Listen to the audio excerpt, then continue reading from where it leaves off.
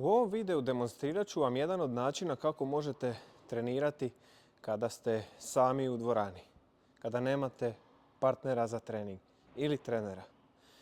Uzmete loptice u ruku, izbacujete ih iz ruke i bacate na stol ispred sebe i udarate ispred sebe. Ne može biti jednostavnije.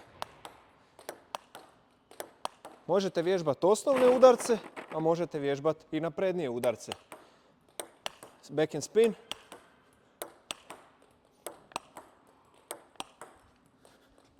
Back and flip.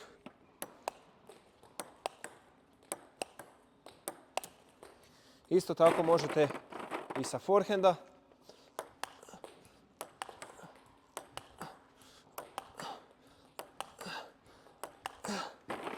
Forehand flip.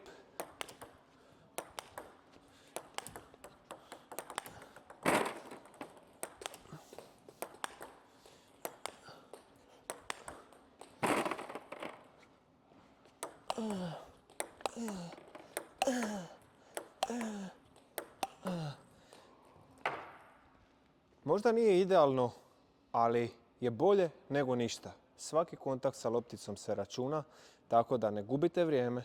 Koliko nemate s kime trenirati, budite kreativni i pronađite način.